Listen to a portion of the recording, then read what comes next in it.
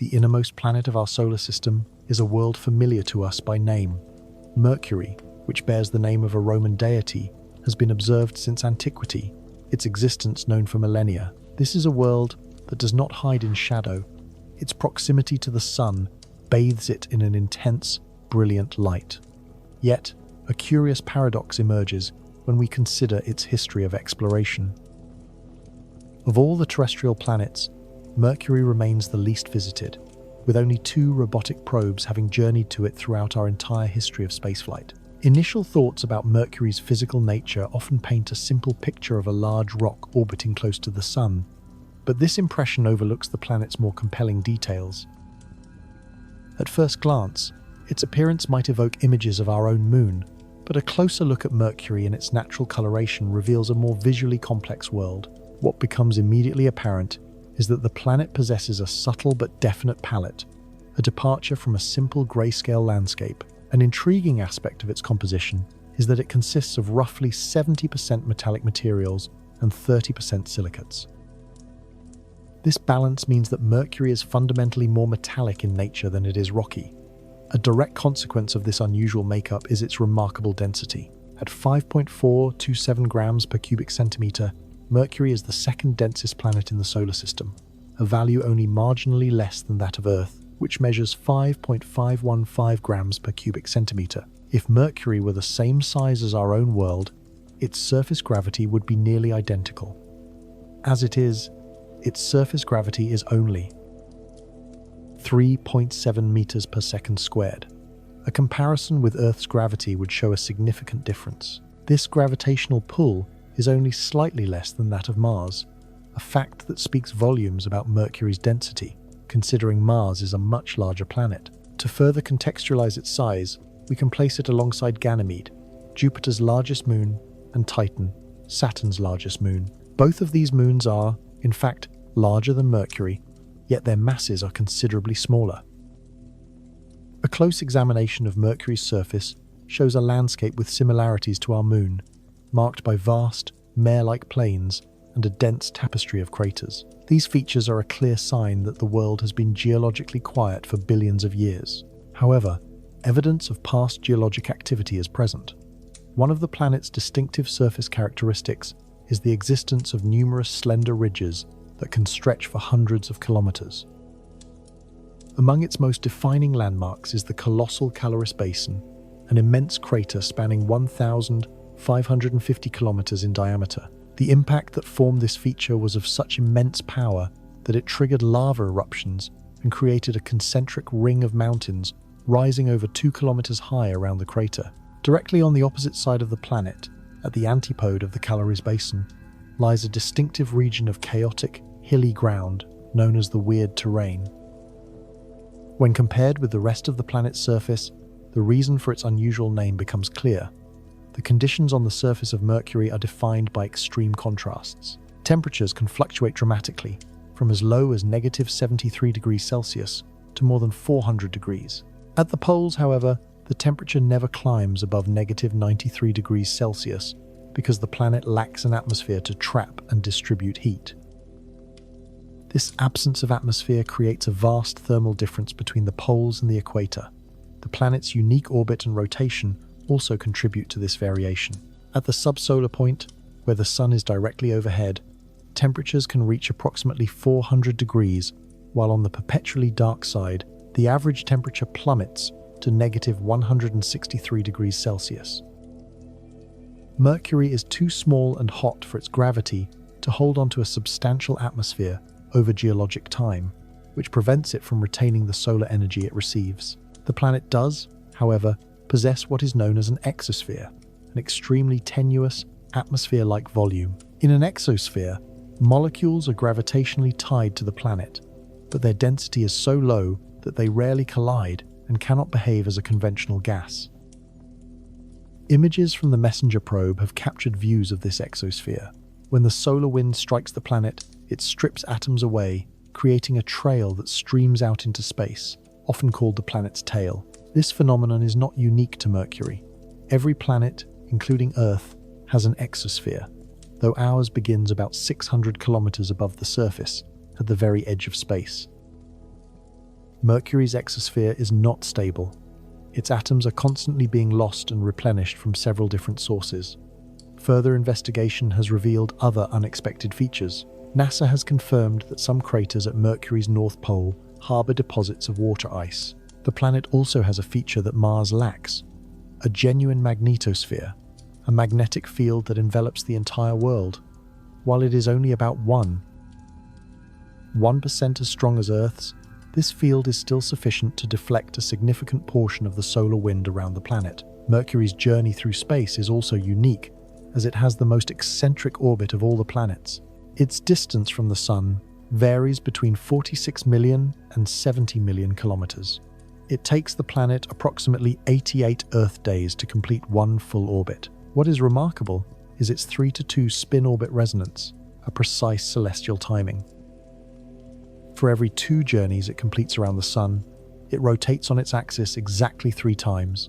A single rotation, or sidereal day, on Mercury takes about 59 Earth days. By a remarkable coincidence, this period is almost exactly half of its synodic period relative to Earth, which is 116 days. This means that between 2 successive conjunctions with Earth, Mercury rotates precisely twice. This peculiar numerical relationship led early astronomers to an understandable but incorrect conclusion. For a very long time, it was believed that Mercury was tidally locked, forever presenting the same face to the Sunday. The planet Mercury's tight and rapid orbit around the Sun has long presented a fundamental challenge for astronomers hoping to study it from Earth. For most of the planet's year, it is lost in the brilliant solar glare.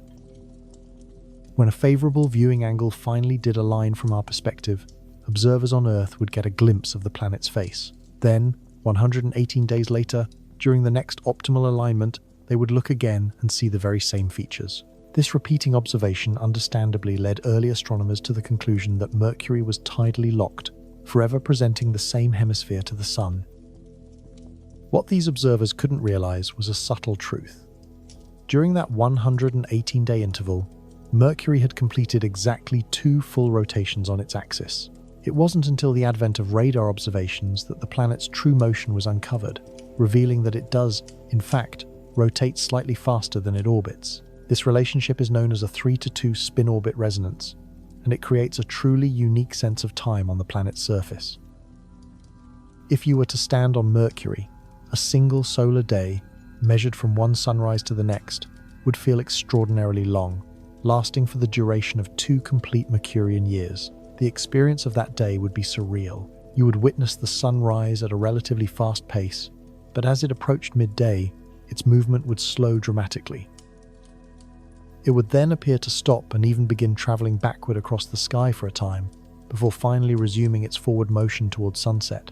As this journey from sunrise to sunset takes an entire Mercurian year, it means that the night on Mercury is also 1 year long. The reason for the Sun's apparent backward journey is a fascinating consequence of orbital mechanics. This event happens approximately 4 Earth days before Mercury reaches perihelion, its closest approach to the Sun. At this specific point, the speed at which the planet travels along its orbit momentarily equals the speed of its rotation. To an observer, the Sun's apparent motion would seem to pause. At the moment of perihelion itself, Mercury's orbital speed actually exceeds its rotational speed, which causes the Sun to appear to move backward in the sky. 4 days after perihelion, the Sun's normal westward motion resumes. This peculiar dance is even clearer when viewed from a perspective high above one of Mercury's poles, where twice a day the Sun seems to halt its journey and then continue on again. Something else to notice about Mercury's orbit is that it is inclined by 7 degrees relative to the plane of Earth's own orbit. As a result of this tilt, we on Earth can only see Mercury transit in front of the Sun when it passes directly between our planet and the star. Because of this 7-degree inclination, these alignments are quite rare, occurring only about once every 7 Earth years. The last detail we'll discuss about Mercury's rotation is its axial tilt, which is almost 0. The best measured value is as low as an incredible 0.027 degrees. This is an even smaller tilt than that of Jupiter, which itself has been measured at a slight 3.1 degrees. From the vantage point of Mercury, our own planet Earth appears as just a few pixels of light. A photograph taken several years ago by the Messenger probe captured this very view. A single frame that, barring newborns, contained every single one of us. But what exactly was Messenger? And why was its mission so important? To understand, a little context is helpful. When humanity first began sending spacecraft to explore the solar system, the first planet to be visited was Venus, our closest neighbor, in 1962. Next was Mars in 1965, followed by the distant gas giant Jupiter in 1973. Only after all of these did a probe finally reach Mercury in 1974. Already, this order might seem a little odd. The closest distance between Earth and Mercury is 77 million kilometers. In fact, on average, it is the closest planet to us. For comparison, the closest distance between Earth and Jupiter is 588 million kilometers, a journey almost 8 times as long. And yet, Jupiter was visited again in 1974, twice in 1979, and received further missions in 1992, 1995, 2000, and 2007. Multiple missions were launched to Saturn, Uranus, Neptune, and even to comets and asteroids, while Mercury received no further attention for 30 years. The question is why? Was it because the planet was deemed uninteresting? Or did we discover everything there was to know from that single first mission? The answer to both is no. That first mission was a flyby, and it only managed to map about 40 to 45% of Mercury's surface. The real reason is that Mercury is one of the most challenging planets to visit in our entire solar system. Its proximity to the Sun creates a furnace-like environment, where surface temperatures can reach highs of 430 degrees Celsius. Any probe visiting it would need to be engineered to be highly heat-resistant. But that same closeness to the Sun means that any probe launched toward Mercury will accelerate faster and faster due to the immense gravitational pull from our star. Using rocket fuel to fight against that relentless acceleration would be like swimming up the current of powerful whitewater rapids. Combating the Sun's gravity required far too much fuel for a Discovery-class spacecraft to carry. For a long time, slowing down a spacecraft enough to be caught in Mercury's orbit seemed impossible. It was fundamentally a question of weight. Weight is a profound limitation when it comes to spacecraft. The heavier a craft, the larger a rocket is needed to get it out of Earth's orbit, and the more expensive everything becomes. Scientists and engineers try to keep everything as light as possible to reduce this cost. Since fuel takes up precious weight allocations that could otherwise go towards scientific instruments, they try to take only what is absolutely necessary to complete their journey. For about 30 years, however, scientists could think of no way to put enough fuel on a probe to get it to slow down sufficiently to enter Mercury's orbit, especially if they also wanted scientific equipment on board. So, after the success of the Mariner, 10 flyby missions of Mercury in 1974 to 1975, the planet's exploration was put on hold. In 1985, an orbital mechanics expert named Chen-Wan Yen realized that there was a way of getting a probe into orbit around Mercury that didn't require new technology. Instead, she had worked out a particular, intricate route an orbiter could take around the solar system that would slow it down enough to enter Mercury's orbit, with only a few course corrections. Rather than going straight to Mercury, the orbiter would need to travel a much longer way. Under Chen-Wan Yen's model, a craft would orbit the Sun about 15 times, flying past the Earth once, Venus twice, and Mercury 3 times before finally slowing down enough to enter its orbit on the 4th pass. All of these planetary flybys would be essential. By skimming the planet's atmospheres, vital speed could be shaved off from atmospheric drag, and further velocity could be shed due to the gravity of the planets themselves. The entire route would cover a mammoth 7.9 billion kilometers and would take 6.5 years. Chen-Wan Yen's findings were not immediately picked up, but in 1998, NASA began to take an interest in the idea. After seeing the feasibility of the route, they launched the Messenger probe in 2004. Messenger, which stands for the Mercury Surface, Space Environment, Geochemistry, and Ranging Probe, was only about 1.8 meters long and 1.3 meters wide, and it weighed 1,100 kilograms. This is remarkably small and light for a typical NASA mission. For comparison, the Juno spacecraft is 20 meters long. The Messenger spacecraft was engineered with a powerful propulsion system, a ceramic shield to guard against the sun's intensity, 2 solar panels for energy, and a full suite of scientific instruments for imaging Mercury and recording data. Scientists aim to leverage this mission to gain a deeper understanding of the planet, focusing on the chemical composition of its surface, its long geological history, its mysterious magnetic field, and its planetary core. For its first year in space, Messenger executed a single orbit of the Sun before swinging back for an encounter with Earth. This carefully planned maneuver gave the mission team a valuable chance to test the probe's equipment on a known astronomical object, confirming that there were no errors and making any required adjustments. During this flyby, Messenger captured images of Earth and the Moon and also activated its other instruments to take measurements of our atmosphere and magnetosphere. Fortunately, every system performed exactly as it should.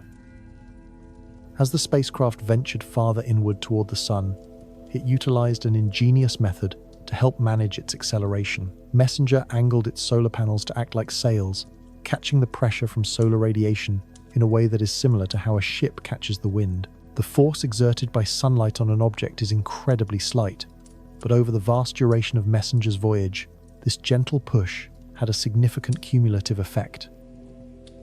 Harnessing this phenomenon was a key strategy that allowed Messenger to conserve propellant while decelerating organically. The journey's next significant milestone occurred in 2006, when Messenger performed its first flyby of Venus. For the science team, this event was bittersweet, as it happened when Venus was positioned on the far side of the Sun relative to Earth, which meant radio communications were blocked.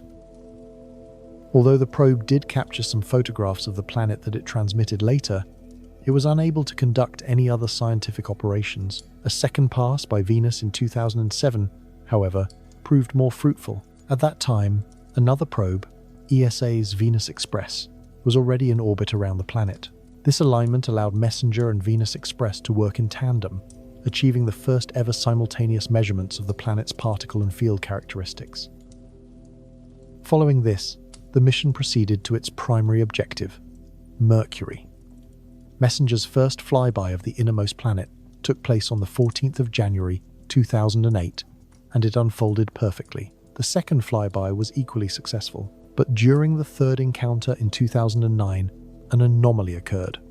The spacecraft automatically entered safe mode, a protective state designed to safeguard its systems if an error is detected.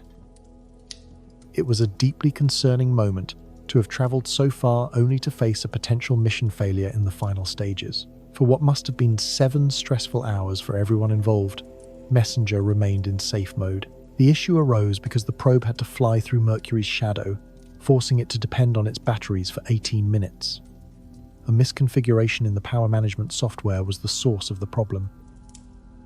Thankfully, once the solar panels were again exposed to sunlight and could recharge the battery, Messenger's computer reset itself. The spacecraft was then able to resume its mission, making one final loop around the Sun before successfully entering orbit around Mercury on the 11th of March 2011. Messenger settled into a highly elliptical orbit, which brought it as close as 200 kilometers to the surface and as far out as 15,000 kilometers. This specific path was necessary because Mercury effectively acts as a giant mirror, reflecting the Sun's heat back into space. Staying too near the planet for too long would have been too hot for Messenger, even with its heat shield, which was primarily designed to protect it from direct sunlight, a light that is 7 times more intense at Mercury than it is at Earth. By moving farther away every 12 hours, the spacecraft had a crucial opportunity to cool down. Messenger would spend the next 4 years orbiting Mercury, a duration that far surpassed the original 1-year mission plan and exceeded the science team's most optimistic hopes. Before launch, the goal had been for Messenger to capture at least 1,000 images over its lifetime. In the end, it transmitted over 200,000 photographs, which provided us with a complete, high-resolution color map of Mercury's surface, in addition to images of nearby comets and other planets. By the 25th of December 2014, the propellant that had been so carefully conserved was finally nearing depletion. At this point, Messenger was in a low orbit, just 25 kilometers above the planet's surface. Scientists commanded one last burn from the thrusters to prolong its operational life as much as possible. But on the 30th of April 2015, Messenger's journey concluded as it impacted the surface of Mercury, ending a mission that had spanned more than a decade and covered billions of kilometers. Before its final moments, Messenger delivered a treasure trove of insights about Mercury. Among its array of scientific tools was a magnetometer, which meticulously mapped Mercury's magnetic field. This field is believed to be generated by a dynamo effect within the planet's molten core. On Earth, our rapid rotation and the tidal stretching from our moon help keep our own core molten. Mercury, however, does not have a moon, nor does it rotate quickly. What it does possess is a notably eccentric orbit, more so than any other planet. As it moves closer to and farther from the Sun, the gravitational pull it experiences fluctuates. These solar tidal forces constantly pull and squeeze the planet, and the resulting friction is what keeps Mercury's core hot and its dynamo active. An intriguing detail is that Mercury's magnetic field is offset from the planet's center by about 20% of its radius, and the reason for this remains unclear. The field itself is only about 1% as strong as Earth's, yet it still manages to deflect a significant portion of the solar wind around the planet. However, because Mercury is so much closer to the Sun, the pressure from the solar wind is substantially greater than it is near Earth. When this intense pressure is combined with a weak magnetic field, the result is a magnetosphere that is compressed very tightly against the planet's surface. Earth's magnetosphere, by contrast, extends many times the planet's diameter into space. What stands out is that these conditions make Mercury's magnetosphere extraordinarily dynamic. This means, for one thing, that reconnection events are 100 times more common there than they are around Earth. These events happen when magnetic field lines snap together under the force of the charged solar wind pushing against the magnetosphere. When this occurs, it creates openings for some of these charged particles to penetrate the magnetosphere and enter a plasma region in the planet's magnetotail. The flows depicted in this simulation within the plasma region are a direct result of such reconnection events. Another feature of the magnetosphere that Messenger detected was the presence of energetic bursts of electrons, which produced hundreds of thousands of electron volts of energy. While circling Mercury, the Messenger spacecraft registered thousands of peculiar energetic events. A curious pattern emerged from the data. These occurrences were largely confined to the northern hemisphere, and, on the side facing the Sun, appeared to be squeezed closer to the planet.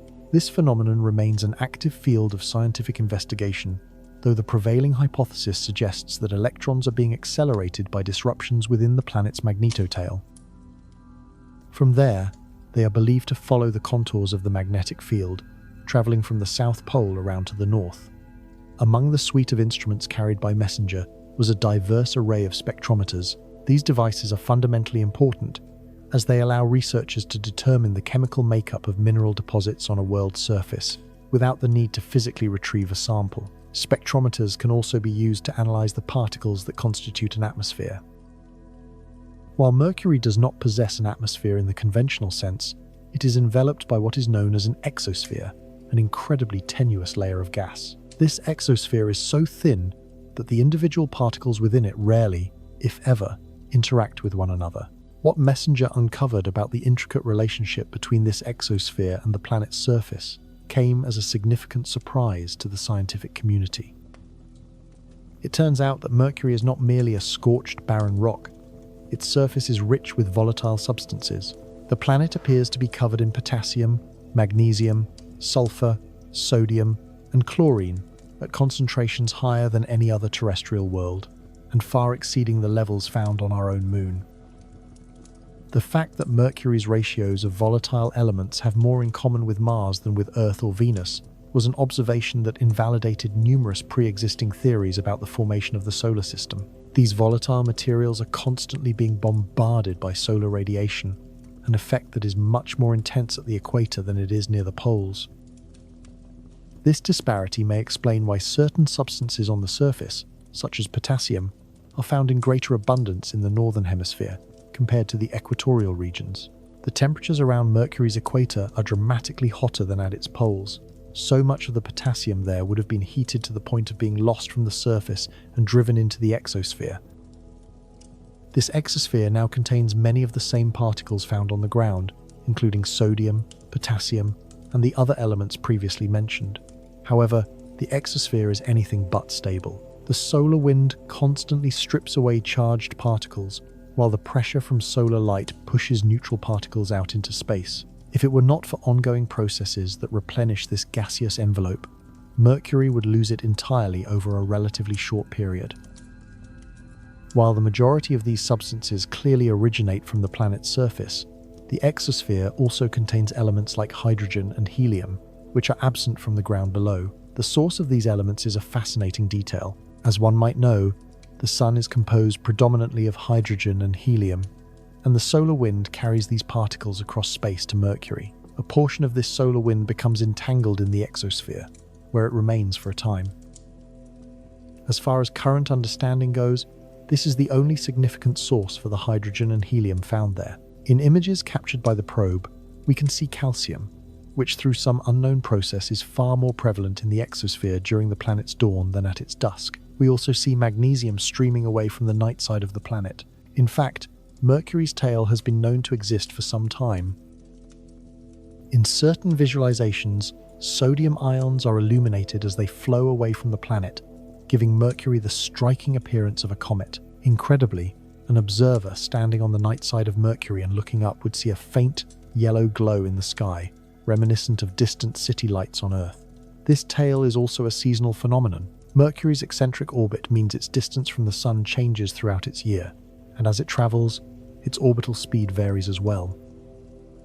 The time of greatest sodium emission occurs when Mercury is at its middle distance from the Sun. There was one other curious substance found in Mercury's exosphere that scientists were truly not expecting to find: water vapor. This could be sourced from the tails of comets as they pass by, or it could originate from the ice deposits that MESSENGER detected near the planet's poles.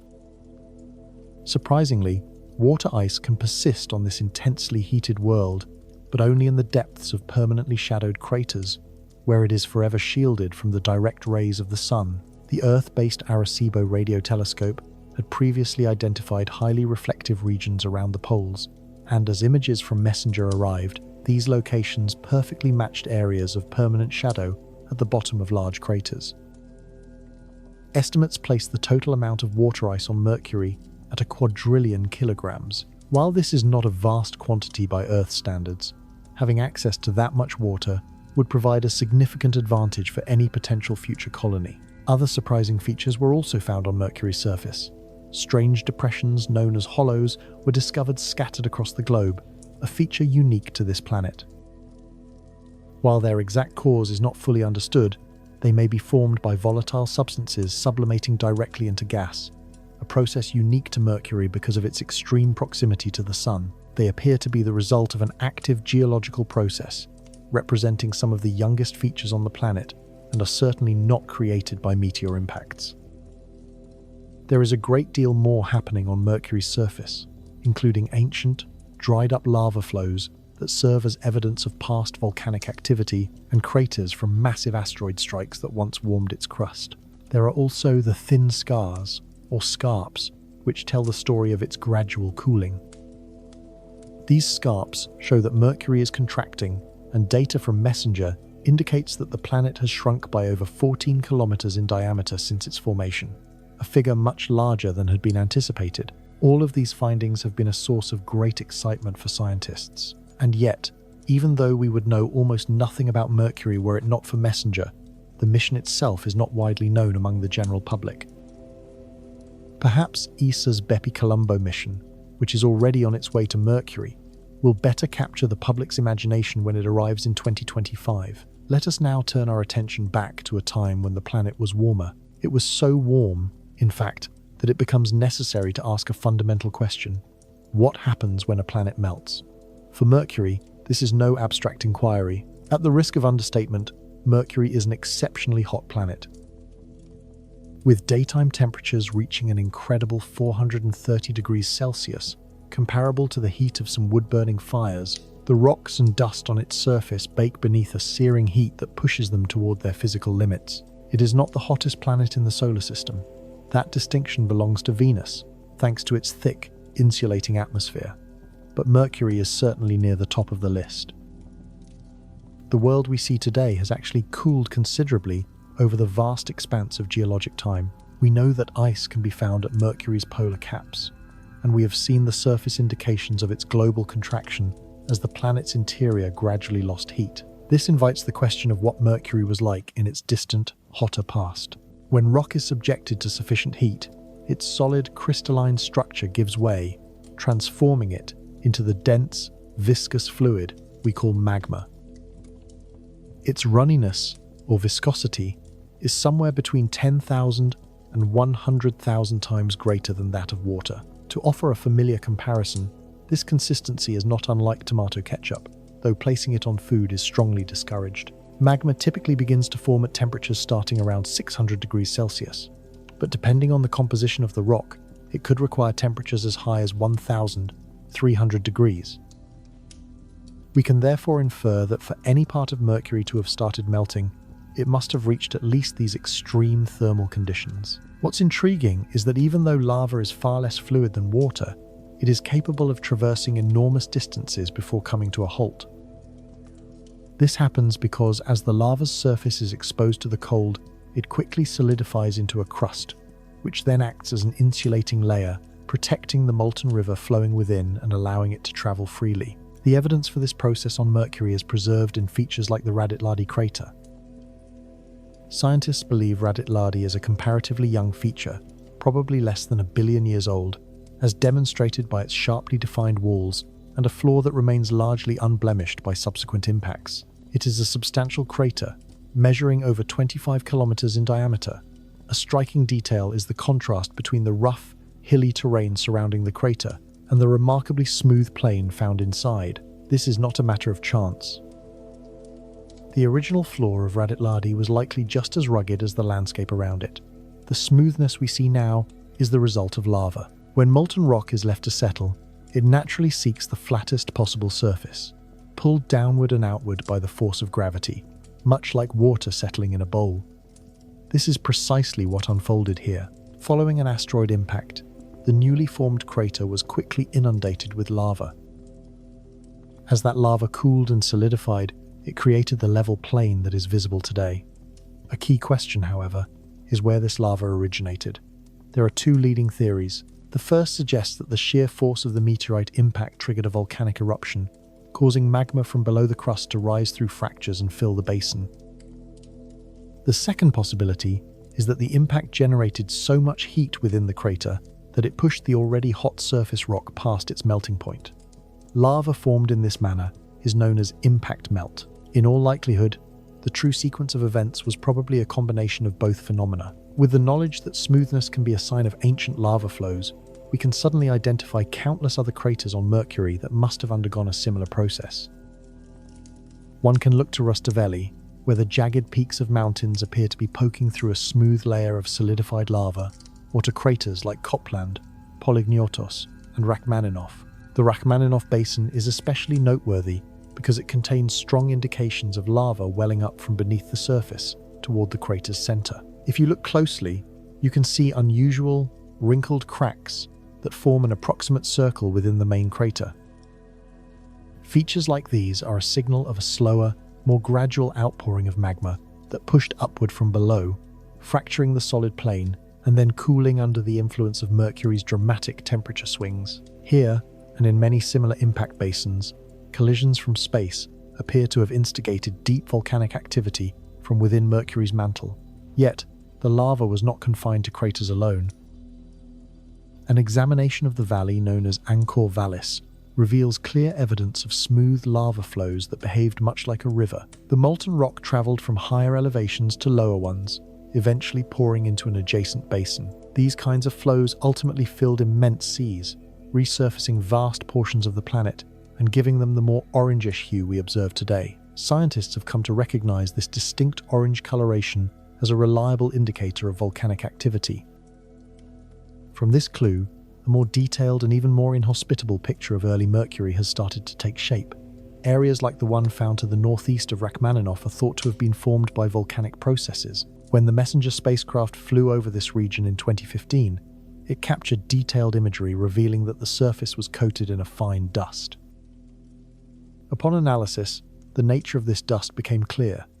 It was volcanic ash, which must have been ejected from vents and settled over the surrounding terrain. NASA scientists remarked that it was like a kind of snow, but one that was fiery, hot, and violent. This meant that on ancient Mercury, one would not only have to contend with lava flowing at their feet, but also with burning ash raining down from the sky. And these were just the calmer volcanoes.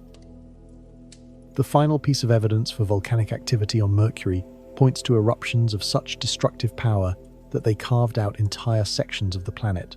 Consider the feature known as Navoi. This is not a typical impact crater. When a meteorite strikes a hard surface that isn't hot enough to melt, a central peak usually forms. This occurs because after the crater walls are instantly created, gravity acts on the newly exposed loose material, causing it to rush down the steep slopes toward the center. Once there, this cascading debris, having gathered significant momentum, collides with the material sliding down from the opposite side. The two sides meet, and all that concentrated energy forces the material to continue moving in the only available direction, upward.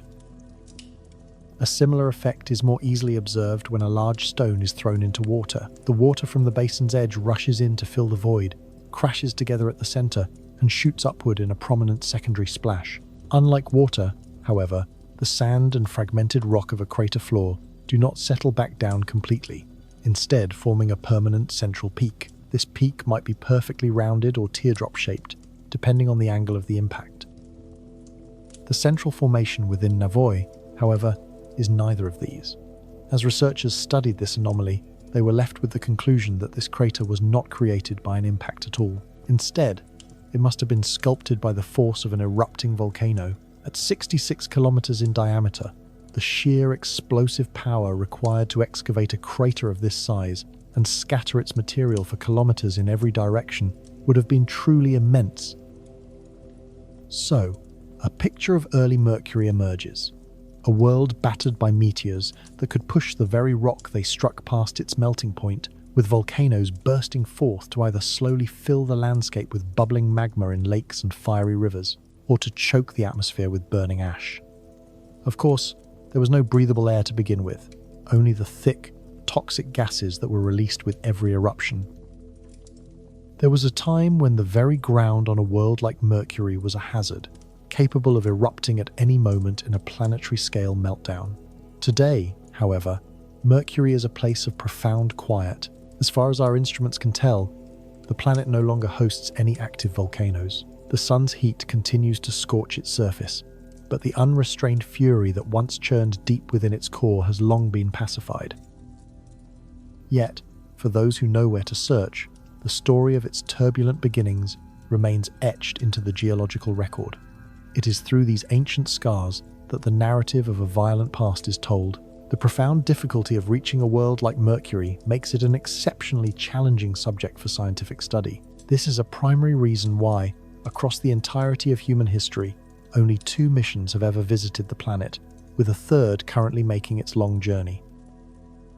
These missions are Mariner 10 inches 1974, Messenger in 2011, and Bepi Colombo, which is scheduled for arrival in 2025. Of the 2 previous endeavors, only the Messenger spacecraft actually achieved orbit around Mercury. Consequently, it is this mission alone that has provided us with detailed, close-up imagery of the planet's surface. What is remarkable is that even after more than a decade, some of the geological formations captured in those images remain unsolved puzzles, while others offer profound clues about the raw, elemental power of the early solar system. It is worth exploring some of these mysteries and formations to see what insights they might hold. Upon examining the surface of Mercury, a few distinct features immediately become apparent. The first is its coloration. Mercury is not truly monochrome. Its surface is a complex tapestry of speckled greys, creams, and beiges, interwoven with both lighter and darker regions. The darker areas are thought to signal a high concentration of graphite, the same carbon material found in pencils. The nature of the lighter sections is a topic we will return to. Beyond its color, the most obvious features are the craters. Mercury, much like our moon, is saturated with impact craters, the result of ancient space debris colliding with the unprotected world in a more or less even distribution. These craters offer a fascinating window into the planet's tumultuous history. A crater's approximate age can often be deduced from the sharpness of its rims. Rims that are sharp and well-defined are likely much younger than older, more weathered rims, that have been subjected to erosional processes over immense timescales. In some locations, newer asteroid impacts have occurred directly on top of older ones, creating overlapping craters of different ages, as can be seen in certain images. But it is in the contrast between these older and younger craters that we find our first intriguing clue about Mercury's surface. It is a dynamic, flowing environment. Despite the lack of a substantial atmosphere to drive the kind of weathering we are familiar with, it is clear that the planet's surface does not stay static over astronomical periods. As noted before, Mercury is gradually cooling, and as it does, its crust compresses, forming kilometre-long escarpments known as scarps. But the surface is not only crumpling, in some places, it is also smoothing itself out. Within one particular crater, there is clear evidence of a process called slumping.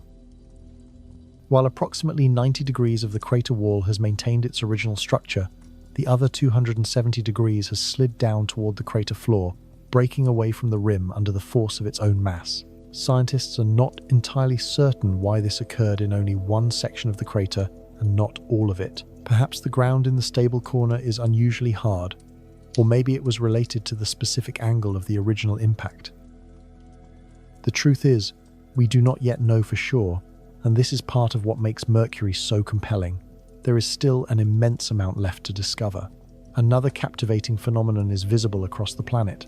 In discussions of the Moon, features known as crater rays, or ray systems, are often mentioned. These spider-like lines, which radiate outward from certain craters, are also a prominent feature on Mercury, with some extending for more than 400 kilometers. Their lighter hue indicates that the material excavated from beneath Mercury's surface is less rich in graphite, or at least has a different chemical makeup than the sun-weathered top layer. An interesting detail is that for a considerable time, scientists struggled to explain how these spidery patterns were formed.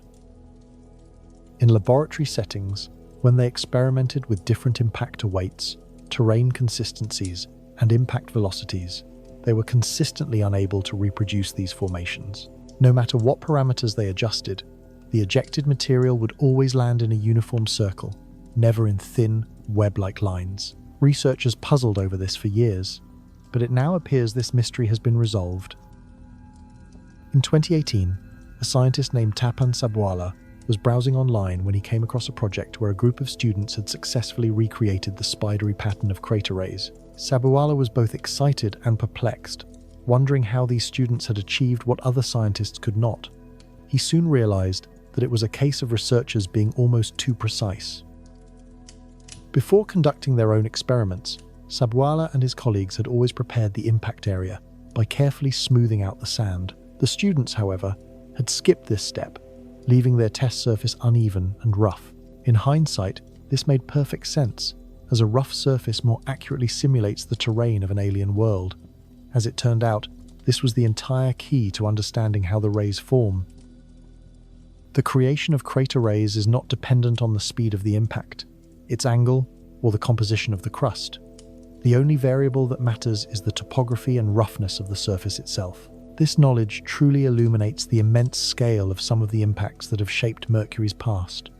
While some ray systems stretch for over 400 kilometers, those are among the smaller examples. Consider the vast ray system that originates from the crater known as Hokusai. These rays must have been generated by a truly incredible impact, as their lines extend almost completely around Mercury's surface, which has a circumference of 15,000 kilometers. Another impressive example, the ray system of the crater Debussy, covers a distance of over 1,000 kilometers. Although the Moon also possesses ray systems, they are typically much smaller than these. In fact, these giant ray systems are one of the primary visual characteristics that distinguish Mercury. They show us that one of the crucial processes that shaped Mercury's unique surface was a history of incredibly powerful bombardments. Because the Sun is so close, objects drawn in by its intense gravitational field would have slammed into Mercury with far greater force than the planet's own gravity could generate. Mercury's gravitational pull is so weak in comparison to the Sun's that it cannot normally capture objects to serve as moons. The Sun's gravitational pull makes visiting Mercury exceptionally difficult, as it tends to draw spacecraft past the small planet. This does not mean Mercury is incapable of intercepting an object headed for the Sun. It can physically block its path. However, this dynamic fails to account for one of the planet's most perplexing features. A fascinating crater named Apollodorus and its surrounding network, the Pantheon Fossae, present a unique puzzle. At first, the crater itself might not seem out of the ordinary, but the long fractures radiating from its center are certainly unusual. A few details here are particularly strange. The crater and the radial fractures around it have a striking resemblance to shattered glass, a pattern that occurs when a material is both hard and brittle. As we have seen with other craters on Mercury, this is not a typical formation. The planet's crust generally does not fracture in this manner, but instead produces ray systems of ejected material or simply leaves clean, circular depressions. This behavior is consistent with a composition of looser material, much like sand, which does not crack upon impact. What's more, this distinct fracturing pattern is not observed anywhere else on the entire planet, which suggests a highly unusual event took place here. One might wonder if the surface was especially cold and hard at the moment of impact, making it more prone to shattering. The nights on Mercury can plummet to temperatures as low as -180 degrees C. Yet, if that were the cause, it raises the question of why this phenomenon has not occurred in other locations, since roughly half of all impacts should strike the planet's frigid night side. When we examine Apollodorus more closely, the crater one might assume is the origin of the fractures, an even stranger detail emerges. Apollodorus is not located at the precise epicenter of the pattern. While it is very near the center, it does not align perfectly. This discrepancy could imply that the crater and the web-like fractures of the Pantheon Fossae are actually unrelated phenomena. It is possible that whatever created this formation was later struck by an asteroid, which formed a crater near, but not directly on, its point of origin. If that is true, then what could have caused the Pantheon Fossae? The intriguing reality is that scientists do not yet know. Something clearly produced this shattered glass shape but left no impact crater behind. This leads to a compelling question.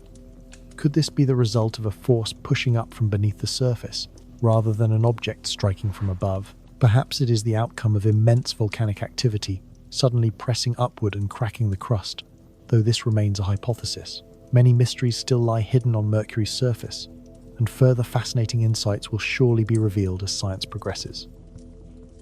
When ESA's Bepi-Colombo spacecraft arrives at Mercury in 2025, it will commence a new, extensive study of the planet, which may finally provide the answers we seek. Bepi-Colombo is tasked with uncovering the characteristics of Mercury's magnetosphere and exosphere, while also giving us a clearer view of its geology and composition. Until that mission begins, scientists will continue to analyze the data we currently possess. For now, Mercury endures, baked in its solar furnace. It has survived in this state for millions of years, and will likely continue to do so for millions more, despite everything the Sun and the solar system can inflict upon it. The punishing conditions of its environment make it a formidable destination to reach, but its resilience is undeniable, written across its charred and cratered beauty. A day may come when we understand everything there is to know about the first planet in our solar system, but that day has not yet arrived. In spite of being the most intensely illuminated planet due to its location, there is still much light to be shed on the mysteries of Mercury. Venus, by contrast, appears as a beautiful and elegant world, seemingly calm and almost tranquil, wrapped in a soft blanket of clouds. From an external perspective, it is easy to see why it was named for Venus, the Roman goddess of love. But venturing beneath that cloud layer reveals an entirely different reality. On the surface, one would find scorching temperatures, widespread volcanism, and a crushing atmosphere. Few places in our solar system are more deadly, and its acid-laced environment makes any visit almost impossible. So, what have we learned about this beautiful yet forbidding planet? It may be more than you think. Let's begin by considering where this world fits within our solar system. Venus is the second planet from the Sun, and is also our closest planetary neighbor. Its average orbital radius is 0.72 astronomical units, or about 108 million kilometers. This distance barely changes, as Venus has the least eccentric orbit of any planet, tracing a nearly perfect circle. At its closest approach to Earth, it is nearer than any other planet, at a distance of only 41 million kilometers. Interestingly, this is not when Venus appears brightest in our sky. When it is closest, it is positioned between Earth and the Sun, meaning we are looking at its unlit night side. It remains visible, however, as sunlight refracts through its thick atmosphere. Venus actually reaches its peak brightness when it appears as a slender crescent in our sky. At these times, it is the most brilliant object visible at night, second only to the Moon. Consequently, Venus is frequently misidentified as an unidentified flying object. It was reported that U.S. President Jimmy Carter saw a UFO in 1969, an object which later analysis suggested was likely the planet Venus. Countless others have mistaken its startling brightness for something more exotic. The crescent shape of Venus is remarkably clear when viewed through a telescope. Given that Venus orbits between our world and the Sun, one might wonder if it ever eclipses the Sun from our vantage point on Earth. The answer is yes, but these events, known as transits, are surprisingly rare. Transits occur in pairs separated by 8 years, but these pairs happen only about once every 100 years. The most recent transit was in 2012, but for those who missed it, the next opportunity will not be until the year 2117. The reason for this rarity is twofold. The orbital plane of Venus is not perfectly aligned with Earth's, and Venus only overtakes Earth in its orbit every 584 days or so. The combination of these factors ensures that while a transit is a spectacular and predictable sight, most of us will only have the chance to witness it once or twice in our lifetimes. All planets orbit the Sun in a counterclockwise direction, and Venus is no exception. What is different, however, is that unlike every other planet, it rotates on its axis in a clockwise direction, a motion known as a retrograde rotation. One of Venus's most defining characteristics is its rotation, which is extraordinarily slow and moves in the opposite direction of most other planets. It completes a single turn on its axis every 243 Earth days, a period longer than that of any other world in our solar system. This creates the unusual situation where a sidereal day, representing one full rotation, is actually longer than a Venusian year, which lasts only 224 Earth days. Because of this retrograde, or backward, spin, the solar day, the time from one sunrise to the next, is significantly shorter, at 117 Earth days. The practical result of this is that an observer on Venus would experience just under 2 full days in the span of a single Venusian year. To put its leisurely spin into perspective, the rotational speed at the equator is a mere 6.5 kilometers per hour. This minimal rotation contributes to Venus being the second most perfectly spherical body in the solar system, surpassed only by the Sun itself. The precise reason for Venus's backward rotation is not fully understood, though leading theories suggest it could be the result of a massive collision with another celestial object billions of years in the past, or perhaps complex tidal interactions with the Sun and the planet's own dense atmosphere. In its mass and size, Venus bears a striking resemblance to our own planet, which has earned it the common nicknames of Earth's sister, or twin. It is one of the 4 inner, rocky planets classified as terrestrial. Its diameter measures 12,100 kilometers, only slightly less than Earth's 12,740 kilometers. Similarly, its density is 5.3 grams per centimeter cubed, which is very close to our planet's 5.5 grams per centimeter cubed. This similarity in mass and size means that the gravitational pull on Venus is only about 10% weaker than what we experience on Earth, with a surface gravity of 8.9 meters per second squared. However, these familiar comparisons end abruptly when we examine the conditions on the surface. The atmospheric pressure there is a crushing 92 times greater than Earth's, a force equivalent to being 1 kilometer deep in our oceans. This immense pressure is a direct result of the Venusian atmosphere's density, which is 93 times greater than that of Earth's air. When such a large quantity of gas is confined to a volume slightly smaller than our own planet, the intense compression becomes understandable. The atmosphere is composed primarily of carbon dioxide gas, which, along with clouds of sulfur dioxide, generates the most powerful greenhouse effect found anywhere in the solar system. This process traps solar heat with extreme efficiency, driving the average surface temperature to a staggering 462 degrees Celsius.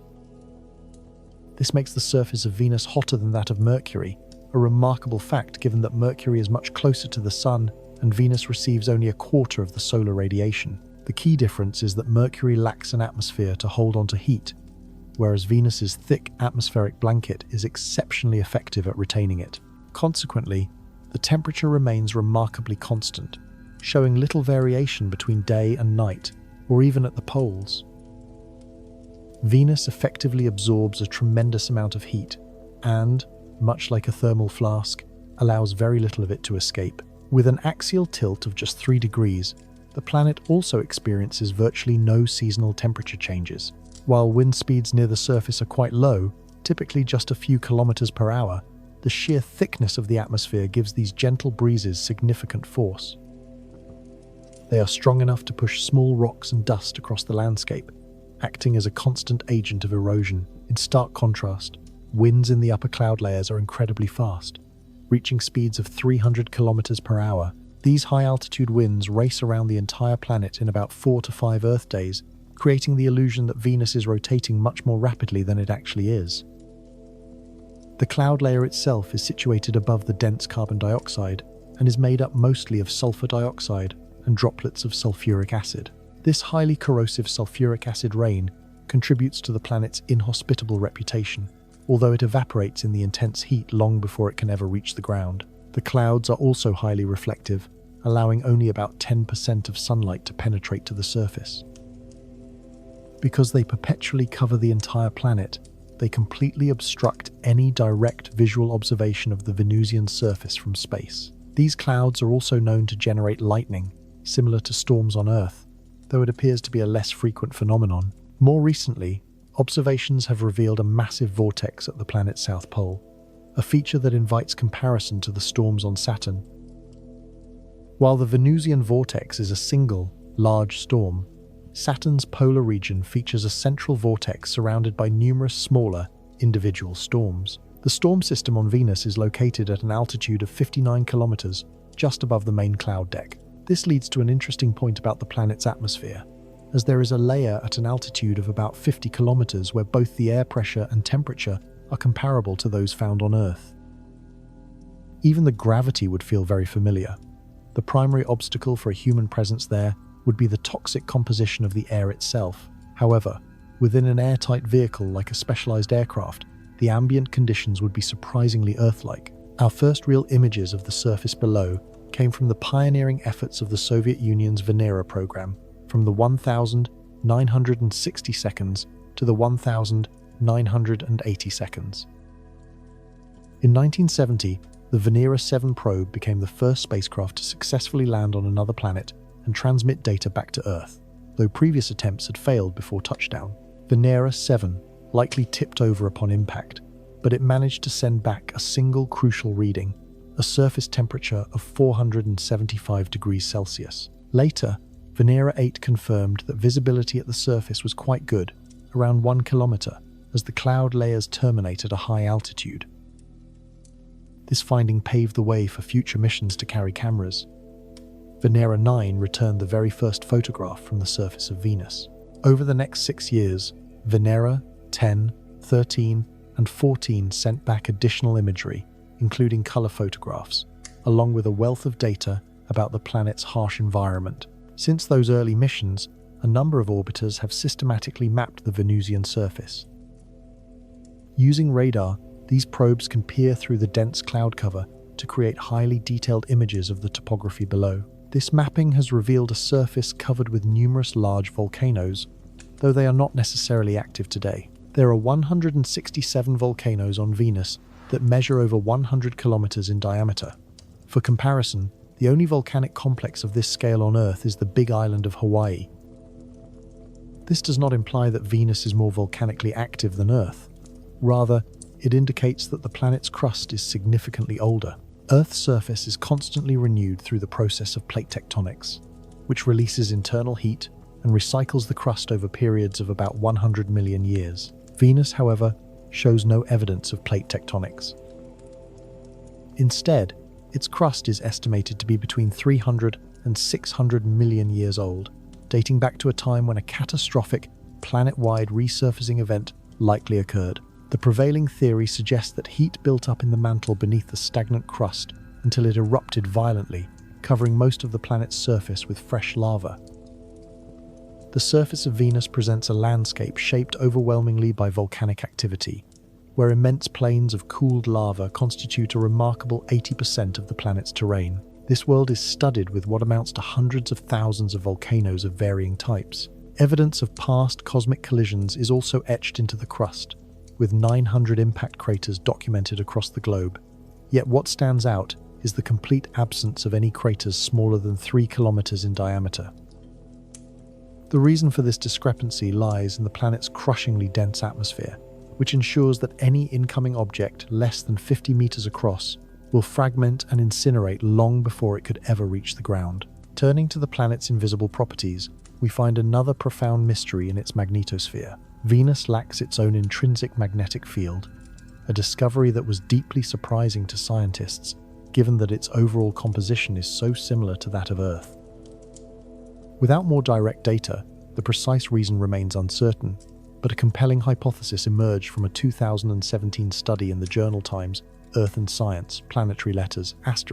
The research suggested a possible link to the absence of a truly massive impact in Venus's distant past. Earth, by contrast, experienced at least one such cataclysmic event, the very one that is thought to have formed the Moon, and it is plausible this collision helped to initiate our planet's protective magnetic dynamo.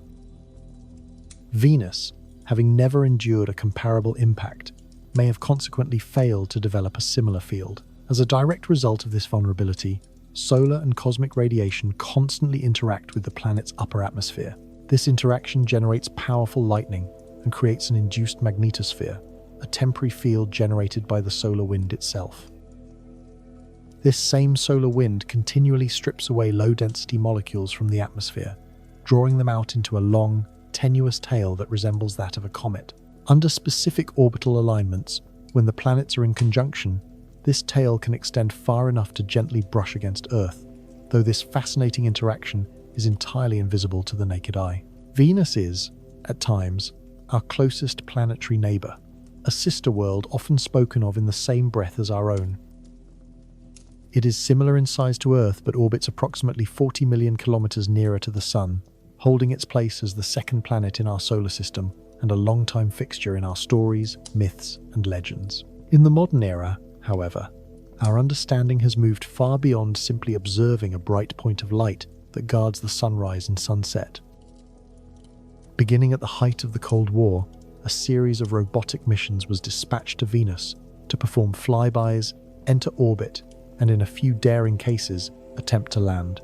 By employing technology capable of seeing not just invisible light but also across the infrared, ultraviolet, and radio spectra, we have uncovered a world that is different from Earth in nearly every conceivable way. As the second brightest object in the night sky, surpassed only by the Moon, Venus has perpetually captured the attention of those who look toward the heavens. Yet, even with modern technology, interplanetary travel remains a formidable challenge, and it was significantly more so during the Cold War.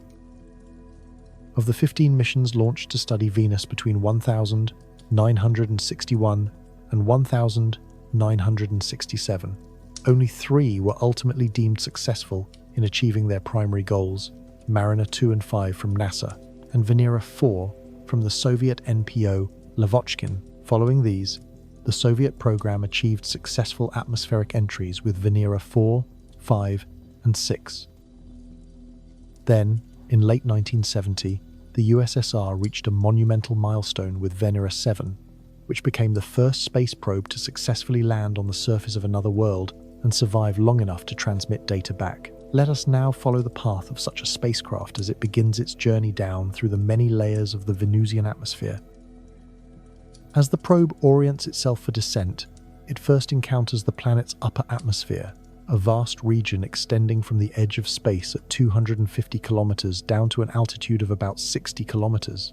Here, all that is visible is a thin, translucent haze. An astonishing 99% of the atmosphere's total mass lies below this point, which makes the probe's initial passage relatively straightforward, much like traversing Earth's own atmosphere at similar heights. The chemical composition of this upper layer, however, could not be more different. offering a subtle clue of the extreme environment waiting below. Instead of the familiar nitrogen and oxygen majority found on Earth, the first traces of carbon dioxide begin to appear. While not yet dense enough to have a major effect on temperature at this altitude, its presence is a significant marker. Beyond this chemical difference, the atmosphere here behaves in a roughly similar manner to our own at comparable altitudes, exhibiting vast temperature differences between the day and night sides, with highs of -37 degrees Celsius and lows of -43 degrees Celsius. An intriguing detail of this region is the presence of individual oxygen atoms, which emit infrared radiation that can be detected by orbiting spacecraft and telescopes.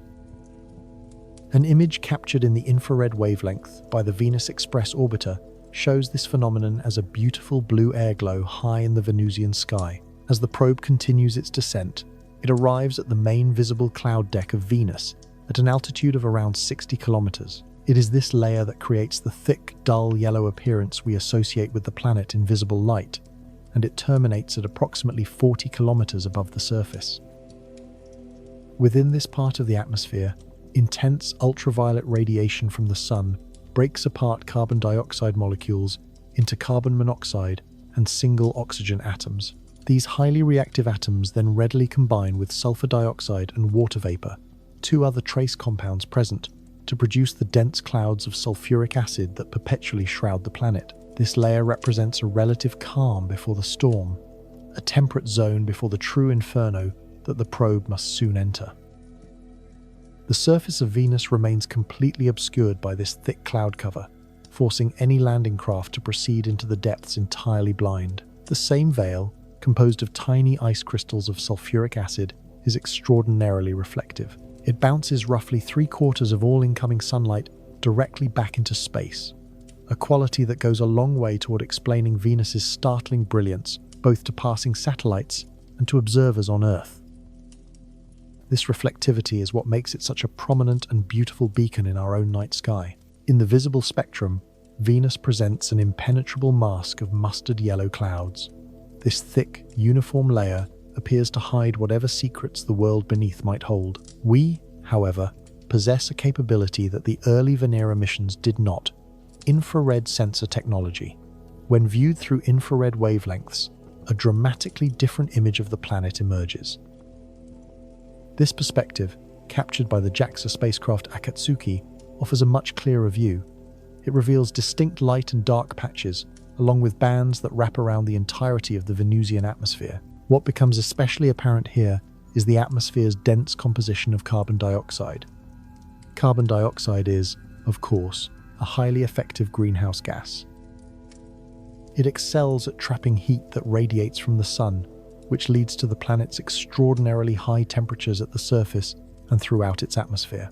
Through the lens of infrared observation, this effect is unmistakable, as the entire planet seems to glow from the immense heat held captive by this thick carbon dioxide blanket. The darker spots and stripes seen in these images are the sulfuric acid clouds mentioned previously.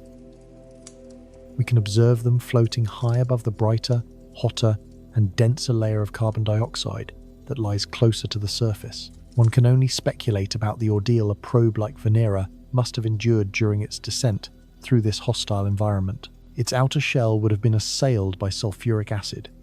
It would have encountered winds blowing at 100 meters per second, a speed 60 times faster than the planet's own rotation.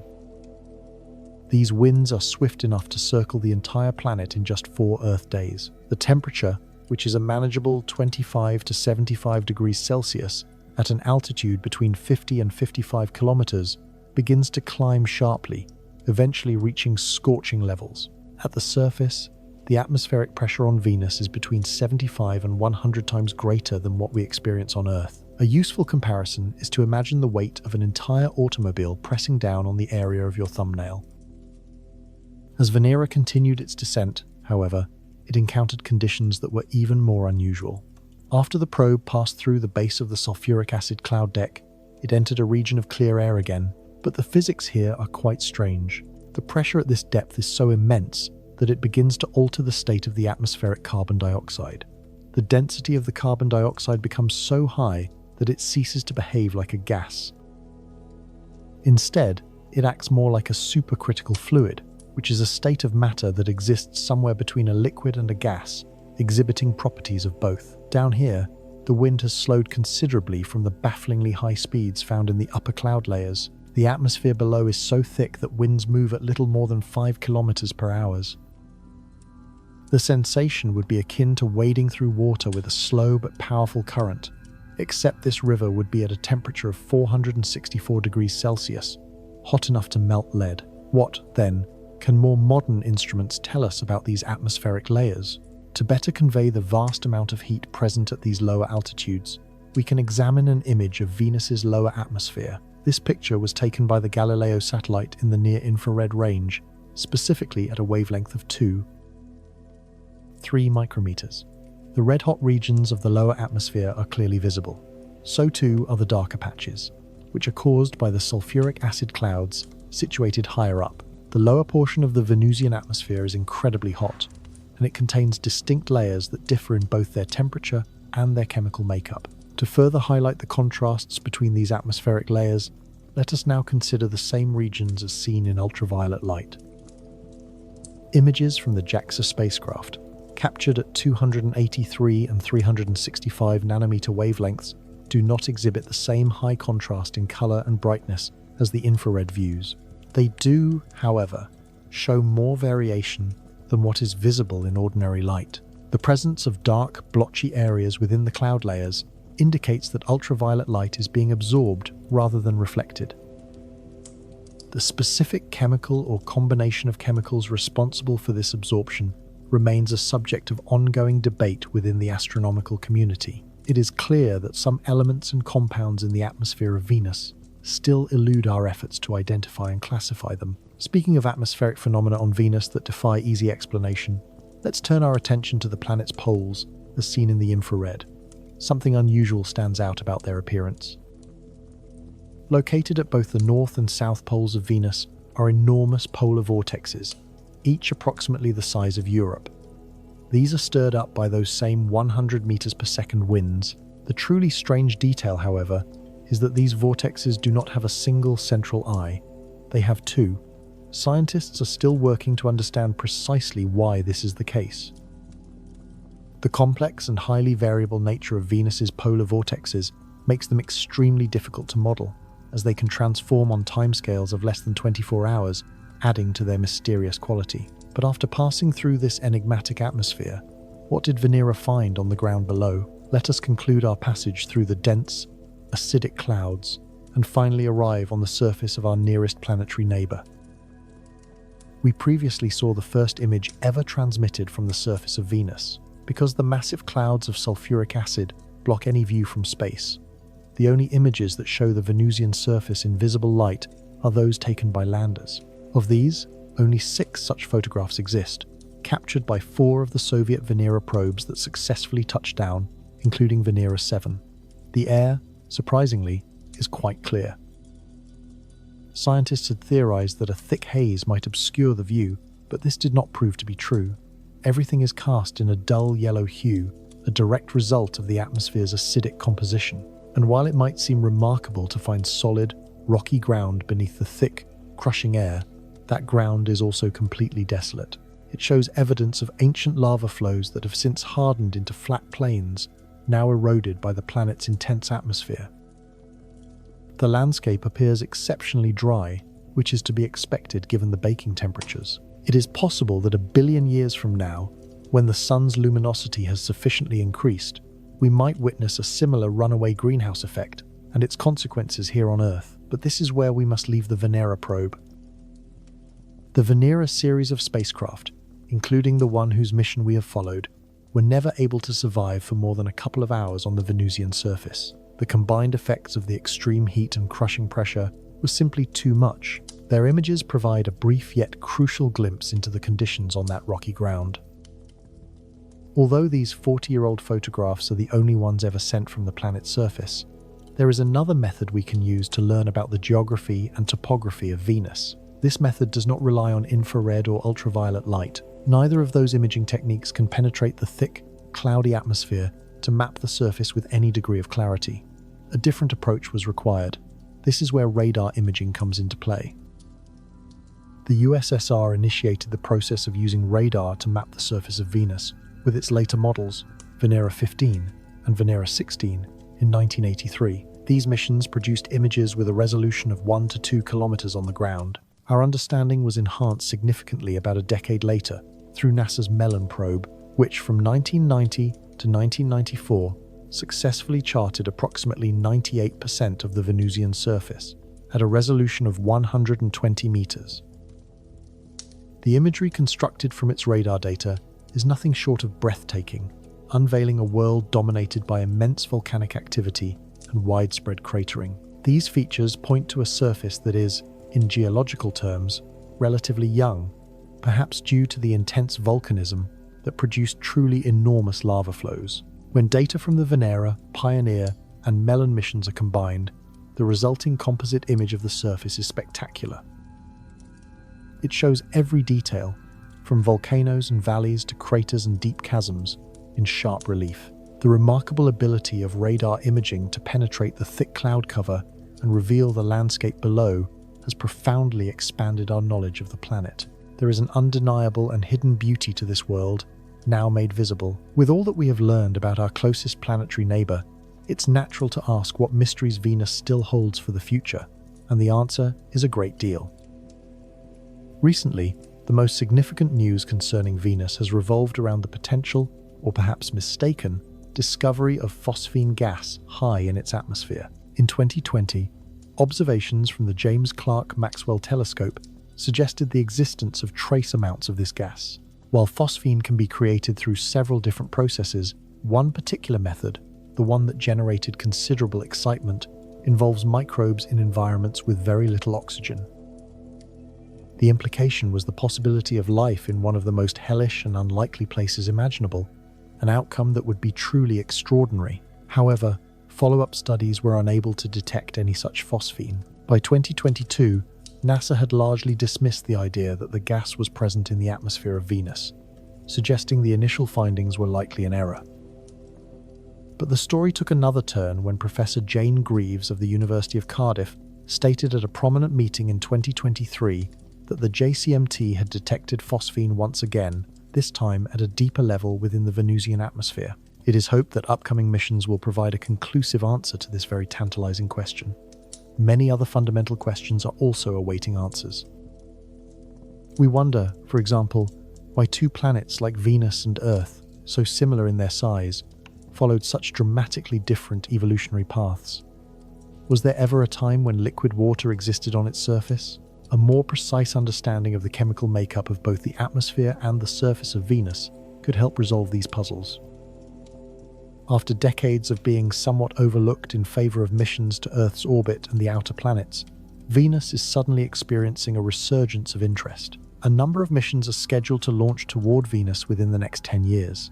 These efforts are being mounted by the USA, ISA, Russia, China, and India, and they even include a private American initiative, the Venus Lifinder. With some fortune, one or more of these missions will guide us on a profound journey of discovery, revealing a wealth of information about our beloved morning and evening star and resolving some of our most pressing questions. This is where our current understanding lies. By observing Venus through a wide array of different wavelengths, we have acquired far more knowledge than visible light alone could ever offer. We have managed to identify volcanic structures and crater formations hidden beneath kilometers of opaque clouds, ascertain some of the chemical composition of its atmosphere and surface, and utilize infrared imaging to render the invisible visible. All these techniques have given us precious clues as to why conditions there are so extreme, and just maybe, they hint at the slim possibility of simple microbial life on our nearest neighbor. As fascinating as deep space is, one does not need to look far to find the most interesting, dynamic, and beautiful celestial body known, our own planet, Earth. It possesses a surface ocean of liquid water, an atmosphere rich in oxygen, and a relatively strong magnetic field. It also has one profoundly unique quality. It is the only place we are aware of that harbors life, and it is the place we call home. And yet, despite living here, there remains an immense amount that we have yet to learn about our own world. What is it that makes this small point in the vastness of the cosmos so special? And what have we managed to discover about it so far? I'm Alex McCone, and you're watching Astram. Together, we will explore everything you might want to know about Earth. To begin, let's provide some context for this planet. You might have heard Earth described as pear-shaped or even egg-shaped.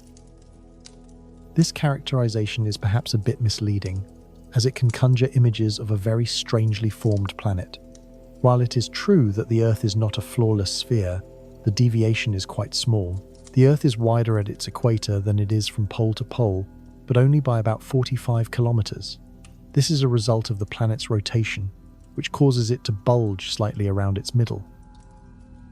An interesting consequence of this is that the furthest point from the Earth's center of mass is not the summit of Mount Everest, but rather the Chimborazo volcano in Ecuador. The Earth's average diameter is 12,742 kilometers. For millennia, Earth has been a subject of discussion for ancient scientists, philosophers, and thinkers as they attempted to determine our place within the universe. Does the cosmos revolve around us? Do we travel in orbit around the sun? And, a question still debated on platforms like YouTube, is the world flat or round? The concept of a spherical Earth was circulated by Greek mathematicians as early as the 6th century BC. However, it wasn't until around 240 BC that Eratosthenes made the first known estimate of Earth's circumference. His method was remarkably clever. He had learned that on the summer solstice in Syene, a city in southern Egypt, the sun was directly overhead. Yet, in Alexandria, a city to the north, the sun still cast a shadow at the same time. By measuring the angles of those shadows, he was able to calculate the circumference of the planet with an accuracy of within 5 to 10%. The 16th century ushered in the heliocentric model, through which we learned that the sun, not the Earth, is the center of the solar system. Thanks to the help of Nicolaus Copernicus, mathematical predictions by Johannes Kepler, and observations by Galileo Galilei. Today, we build upon the legacy of these and countless other brilliant minds. We now know that we reside on the third planet from the sun, and that ours is one of 4 terrestrial, rocky planets. Earth orbits at an average distance of 150 million kilometers from the sun. Its orbit brings it as close as 147 million kilometers and as far as 152 million kilometers away. Unsurprisingly, it takes 1 year for our planet to complete a full orbit. What is interesting, however, is that our system for keeping time may not be as precise as one might assume. For instance, Earth's complete orbit around the sun actually requires 325 days, which is the reason a leap year is necessary every 4 years to account for that extra quarter of a day in our calendar. The idea of a month is meant to correspond with the moon's orbit around Earth. The words month and moon are closely related for this reason, but the moon's journey takes 27.3 days, a figure our calendars do not reflect. It would, after all, be quite challenging to fit months of that specific duration into a 365-day year without creating messy, leftover days. So, throughout history, those responsible for creating calendars largely avoided the attempt. In a way that mirrors the imprecision of our years, our days are not exactly 24 hours long either. A sidereal day on Earth, which is the time it takes for a 360-degree rotation relative to distant fixed stars, lasts about 23 hours and 56 minutes. What happens then to those 4 missing minutes each day? The answer lies in the fact that we do not use a sidereal day for our timekeeping. Instead, we rely on a solar day, which marks the time it takes for the sun to return to the same position in our sky as it was the previous day. The distinction from a sidereal day is important. We use a solar day because Earth is not stationary. As it orbits, it moves slightly forward from its position the day before, which alters its angle relative to the sun. It takes those additional 4 minutes of rotation for the sun to appear directly overhead once more, and this is what provides us with our precise 24-hour days. The reality, however, is even more intricate for those who wish to explore it further. Due to Earth's slightly elliptical orbit and its axial tilt, true solar days can actually fluctuate by as much as 30 seconds over the course of a year. To compensate for this, we use what is called the mean solar day, which averages out all these variations across the year.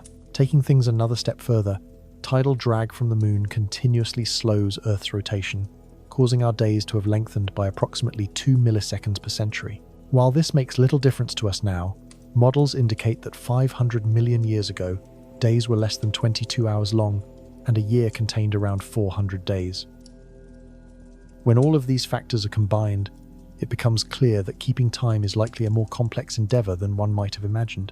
The planet's steady rotation can be witnessed in a beautiful way from the ground through nighttime time lapses, showing the fixed field of stars moving across our field of view. The precise axis of the planet's rotation can be identified as the point in the sky that the stars appear to circle around. The orbit around the Sun, when combined with Earth's axial tilt, means that the Sun's position at any given time of day will be different throughout the year. This can be visualized in an analemma, a photograph created from composite shots taken over an entire year. As you can see, the Sun appears to trace a figure-of-8 pattern across the sky during the year's course. The north to south movement is caused by the planet's axial tilt as it orbits, a phenomenon you have surely noticed with the changing seasons as the Sun sits higher in the summer sky than in the winter. The east to west variation is a result of Earth's orbital eccentricity, along with something called the equation of time. This equation is, in simple terms, related to what we discussed concerning the variations between a sidereal day, a true solar day, and a mean solar day. This graphical representation illustrates the combined effects of the equation of time, the axial tilt of Earth, and its orbital eccentricity. If you were to capture an analemma on another planet, each world's pattern would look unique. Here is a simulation showing what it might look like on the other planets. Once again, the differences are attributable to the distinct days, orbits, and axial tilts of each planet. Earth's rotational axis is tilted at about 23.5 degrees to the plane of the solar system. This axial tilt is what grants Earth such pronounced and varied seasons. Interestingly, the temperature shifts between seasons are not mainly a result of a point on Earth being closer to the Sun during that hemisphere's summer. Rather, the change is due to the amount of sunlight that strikes that particular point. Being an extra few thousand kilometers closer to the Sun doesn't have a significant impact when the total distance between Earth and the Sun is 150 million kilometers. If it did, we would expect Earth's perihelion, the point in its orbit where it is nearest to the Sun, to create a massive difference. At perihelion, we are 5 million kilometers closer to the Sun than at aphelion, the most distant part of Earth's orbit. If you still believe proximity makes a difference, one might try to guess when Earth last reached perihelion. It was, in fact, only in January. What truly makes a substantial difference to the temperature between seasons is the surface area the sunlight covers. During summer, when the Sun is directly overhead, a given point is exposed to a much more concentrated dose of sunlight. In winter, with the Sun low in the sky, that same amount of sunlight is spread out across a much larger surface area. Also, during the summer, days are longer, permitting more sunlight to reach the surface compared to winter. As sunlight strikes the ground or the ocean, heat is then released into the atmosphere. Earth possesses a reasonably dense and compact atmosphere, though it has a low overall mass when compared to places like Venus and Titan. It is composed mainly of 78% nitrogen, 21% oxygen, and 1% argon, with trace amounts of other gases such as carbon dioxide. Water vapor is also present within the atmosphere. Its concentration can vary dramatically, from as little as 0.01% to as much as 4%. On average, however, it settles at about 1%. It is this water vapor that forms the clouds in our atmosphere. O3, or ozone, is also present in a special atmospheric layer known as the ozone layer. This ozone absorbs a great deal of the Sun's harmful ultraviolet radiation, which in turn protects life on land and allows it to thrive. Without this shield, Earth would be a hazardous place for life forms like us to be outside. The atmosphere, in fact, supports life in a multitude of different ways. It supplies useful gases like oxygen and CO2. It causes small meteors to burn up before they can hit the surface. And it even moderates temperatures all around the globe. With the atmosphere retaining some of the heat from the Sun, our world would be a much colder place. The average temperature would be negative 18 degrees Celsius, compared to the actual average of 15 degrees Celsius. The atmosphere also powers one of the systems most essential to us, the water cycle. As the sun warms the Earth and its oceans, water at the surface evaporates and begins to rise. This water vapor later cools and condenses upon dust particles in the air, which leads to the formation of clouds. In this state, the water particles can be carried over considerable distances before they ultimately fall back to the surface in the form of rain. Rivers carry this water back toward the oceans, bringing the cycle to a close. This movement of water not only sculpts the land through erosion, but is also fundamental to every form of life on the surface. From bacteria to plants to animals, all living things depend on it. Another profoundly important system is the planet's hydrosphere, which is dominated by its oceans. The abundance of terrestrial life is deeply connected to the health of these vast bodies of water. The sheer scale of Earth's oceans is difficult to comprehend, as they constitute 1/4400th of the planet's entire mass. To offer a sense of perspective, if the planet's surface were perfectly uniform, a global ocean nearly 3 kilometers deep would envelop the world. Fortunately for us, this is not the reality. Earth's surface is remarkably varied, a characteristic largely due to a unique geological process, plate tectonics.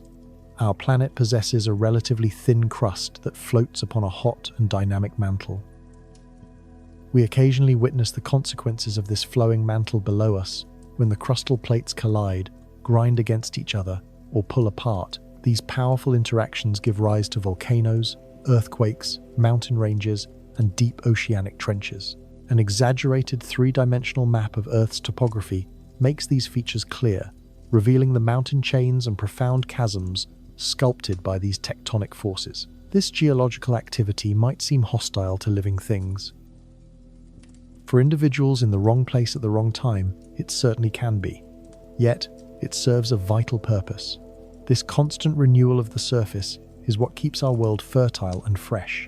Beneath the mantle lies the planet's core, composed primarily of iron and nickel.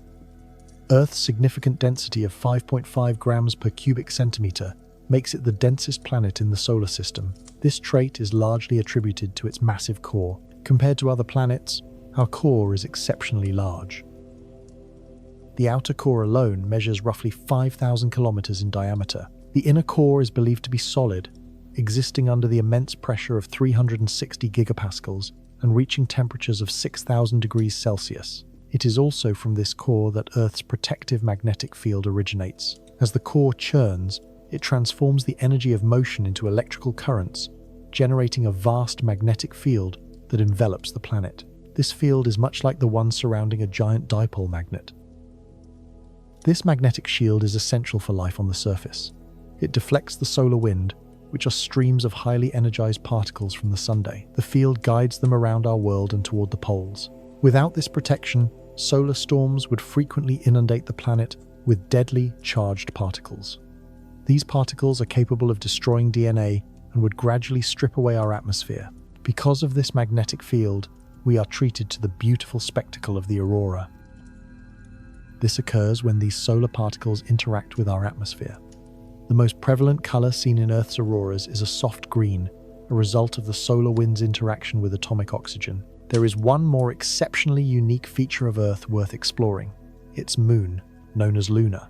Although moons are common throughout the solar system, Earth possesses the largest moon in relation to the size of its host planet.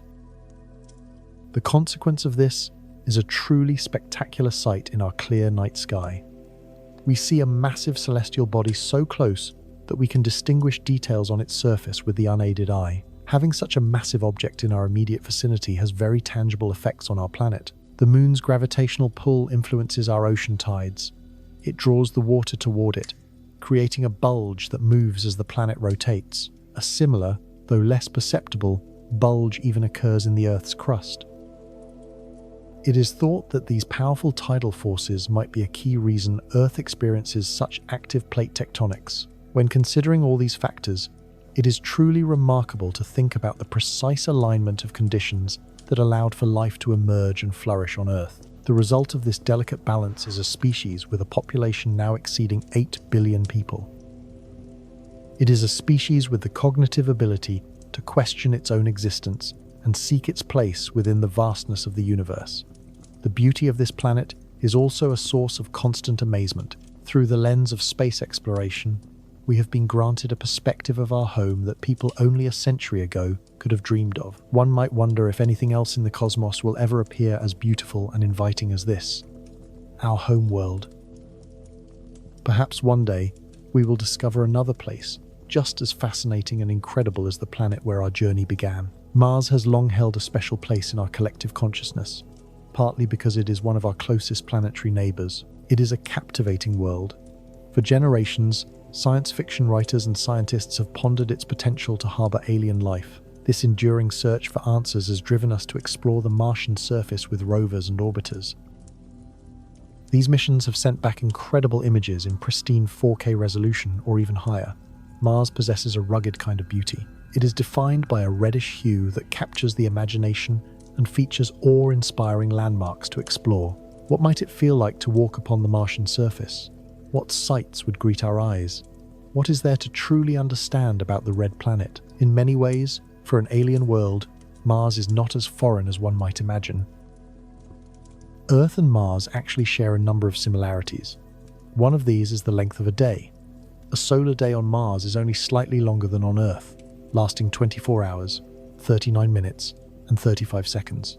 Its year is considerably longer than ours, at 1.88 Earth years, or 1 year, 320 days, and 80.2 hours. This is to be expected for a planet that orbits farther from the Sun. Among all the planets in our solar system, the seasons on Mars are the most similar to our own. This is because the rotational axes of the two planets have comparable tilts. Earth's tilt is 23.5 degrees, and Mars's is 25 degrees. The implication of this is quite significant. It means that Mars, just like Earth, experiences both summers and winters. The temperatures across Mars fluctuate dramatically with the changing seasons, and this range is amplified by geographic location. The climate can plunge to a frigid -43 degrees Celsius within the polar caps during winter, yet climb to a relatively mild 35 degrees in the equatorial summer. Much like our own world, Mars possesses polar ice caps, and just as on Earth, each pole is shrouded in continuous darkness throughout its winter. A key difference, however, is the extreme cold, which causes the Martian atmosphere itself to freeze. This process deposits solid slabs of carbon dioxide ice directly onto the surface of the permanent polar caps. The permanent caps, it should be noted, are composed predominantly of water ice, not CO2. These frozen expanses at the poles expand and contract with the seasons. Visual records clearly document the significant change in a polar cap's size between its winter peak and its summer minimum. What stands out about these polar regions are the curious spiral troughs carved into the ice. Both the North and South poles exhibit these graceful, swirling patterns.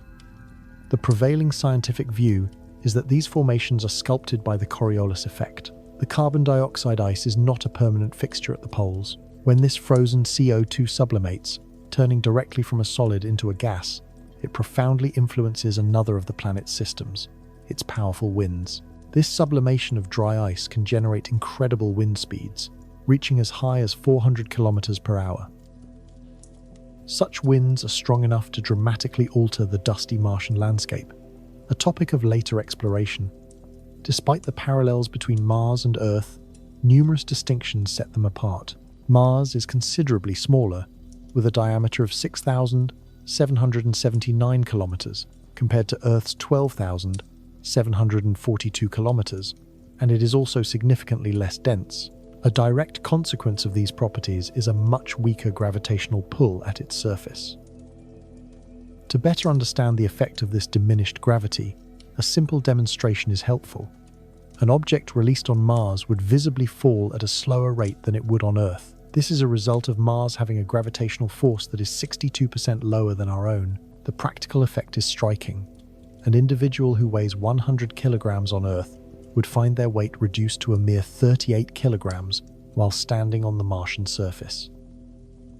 An intriguing detail is that this gravity is nearly identical to what one would feel on Mercury. Although Mercury is a smaller planet, with a diameter of just 4,879 kilometers, its surface gravity is only 1% weaker than that of Mars. This similarity serves as a clear illustration of Mercury's comparatively greater density. the lower gravity on Mars permits the existence of truly astounding geological structures, chief among them Olympus Mons.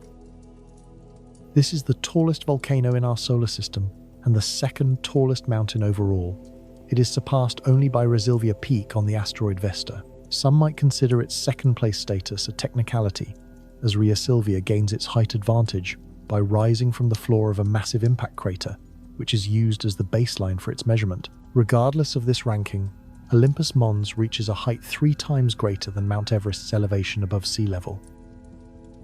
In contrast to the sharp, steep profile of Everest, the base of Olympus Mons spans an incredible 600 kilometers. The volcano ascends to an altitude of 22 kilometers, a scale that would be impossible to sustain on our own planet, where stronger gravity would cause such a structure to collapse under its own weight. The existence of this colossal mountain is a direct testament to the weakness of Martian gravity. As a shield volcano, Olympus Mons has an extremely gentle, low-profile shape. Its average slope is a mere 5 degrees, meaning that from its summit, the planetary curvature would hide the base of the mountain from view. The immense scale of Olympus Mons makes it readily visible from orbit. On a topographic map, its distinct, raised profile is unmistakable, appearing almost like a colossal blemish on the planet's face. At the volcano's heart lie several collapsed craters, known as calderas. The entire volcanic edifice is ringed by a towering escarpment, a cliff face that in places reaches up to 8 kilometers in height. Another of Mars's breathtaking features is a vast chasm that scars the planet's surface, known as Valles Marineris. Its sheer immensity is a constant source of wonder, as this gigantic canyon system dwarfs Earth's Grand Canyon, stretching for 3 times its length and plunging to 4 times its depth. Yet, when one pictures Mars, perhaps its most defining characteristic is its distinctive color. The reason for this pervasive red tint lies in the abundance of iron within the Martian surface material. Over eons, these iron-rich minerals have oxidized, reacting with trace amounts of oxygen to form iron oxide. In simpler terms, the planet has gradually rusted, a process familiar to us with iron on Earth. This chemical transformation is what gives the Martian soil and rocks their characteristic reddish-brown hue. Photographs captured by NASA's succession of rovers provide a profound sense of presence, placing us right on the Martian surface. The level of detail and clarity in these images represents the fulfillment of a dream that would have seemed impossible to astronomers just a century ago. It is through the efforts of missions like Viking 1 and 2, Spirit, Opportunity, and Perseverance that we are able to gaze upon the arid landscapes of Mars with such immediacy as if we were standing there ourselves. After viewing these desolate scenes, one might conclude that the red planet is geologically inert. However, that impression is far from accurate, as Mars is a dynamic world with a great deal of activity occurring on its surface. Consider, for instance, an avalanche that was serendipitously captured in 2008 by a passing orbiter. The resulting images were astonishing, showing a massive cloud of dust thrown into the air by the cascade of material. The setting for this event was a field of dunes reaching heights of up to 700 meters. With the image itself spanning approximately 4 meters, the scale of the resulting dust plume was clearly immense. Another remarkable phenomenon gives the appearance of vast spider colonies on the Martian terrain. These intricate, branching shapes, while spanning from 45 meters to 1 kilometer across, are not biological in origin. They are, instead, the result of a seasonal process involving carbon dioxide ice. As the spring sun warms the ground, subsurface layers of this ice are heated. This causes the ice to sublimate, turning directly into gas, which builds up pressure beneath an overlying slab of ice that can be up to 1 meter thick. Eventually, this trapped gas erupts violently through the ice in a powerful geyser. The blast carries dark, fine-grained material from below and sprays it across the surface, creating the distinctive, web-like patterns. These specific images were recently acquired by the ESA ExoMars Trace Gas Orbiter during a flyover in early 2024. Further evidence of Mars's dynamic nature can be seen in a dune that was photographed repeatedly over a full year, revealing significant changes in its structure. Certain ridges on the dune became more defined as overlying dust was gradually eroded by the wind. We have also seen several fresh impact craters, identifiable by the blast pattern of dust ejected during their formation. One crater in particular offers a fascinating insight, as the heat from the impact apparently melted subsurface water ice. The evidence for this is a visible channel carved by the subsequent flow of liquid water away from the impact site. The vibrant hues often used to illustrate Martian terrain are an artistic choice designed to highlight depth and elevation rather than depict reality. Viewing the planet's genuinely awe-inspiring surface, however, can be more difficult than one might imagine, because Mars is prone to colossal dust storms. As high-speed winds move across the landscape, they gather immense quantities of loose dust from the ground, creating towering walls of sediment that can eventually blanket the entire planet. It can be difficult to fully grasp the scale of these phenomena, but the storms are easily visible from orbit. A striking image captured in 2012 shows one such storm in progress, and a subsequent view from only a week later reveals the dramatic difference once it had settled. In that later photograph, a look toward the North Pole shows the remnants of the storm that had passed over the planet's crown. These global dust storms are unlike any weather system we experience on Earth. The question then arises as to what creates the intricate patterns etched upon the Martian surface. Remarkably, they are the work of dust devils.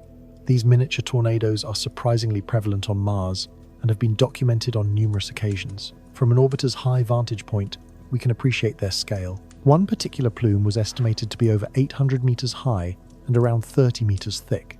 The shadow cast by this specific dust devil stretched for about 2 kilometers. From the perspective of the rovers on the ground, we have been fortunate enough to capture film of these whirlwinds as they travel past.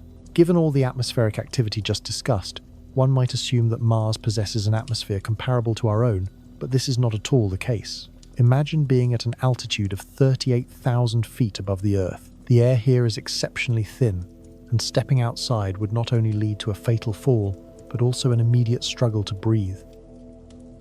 The conditions on Mars are similar, only substantially more extreme. To experience atmospheric pressure equivalent to that on the Martian surface, a person would need to ascend to 120,000 feet within Earth's atmosphere.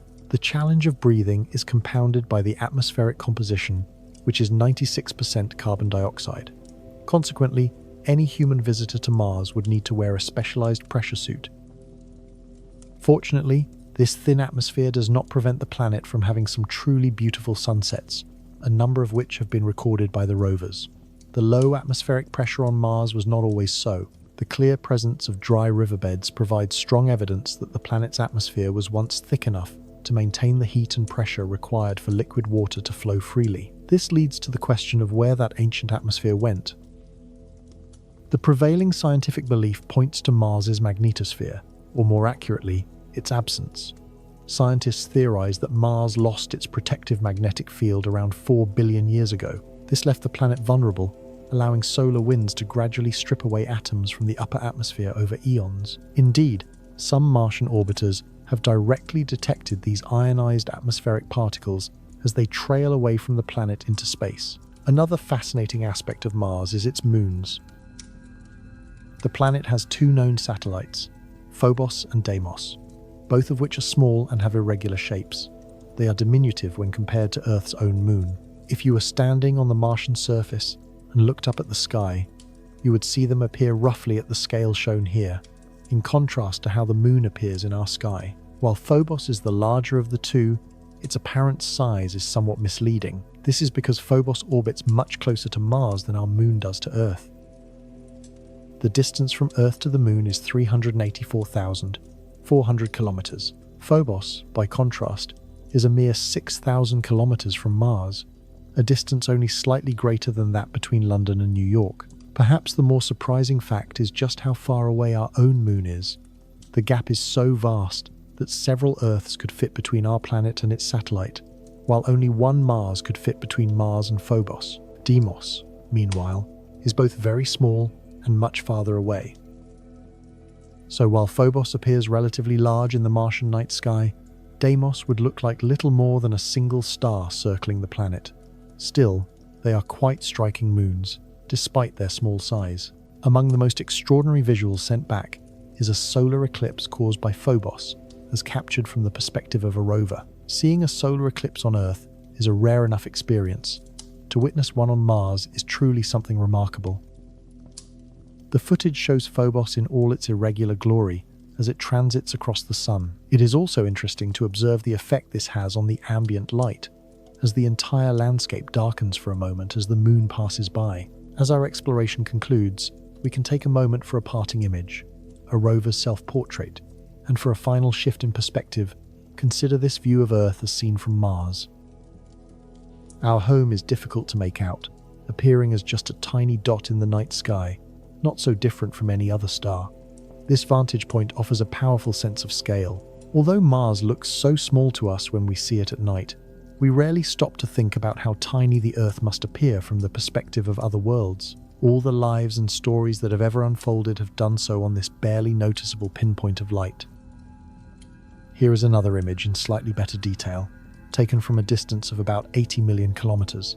It looks quite small and a bit blurry, which is to be expected, but what is remarkable is that every single one of us was in this photograph. Mars is a truly incredible planet, and the one that humanity is most likely to visit in person next. It is fascinating to explore this place that might one day be settled by us or our descendants. It is our closest planetary neighbor, and from its highest mountains to its deepest canyons, it is a world filled with wonders waiting to be discovered.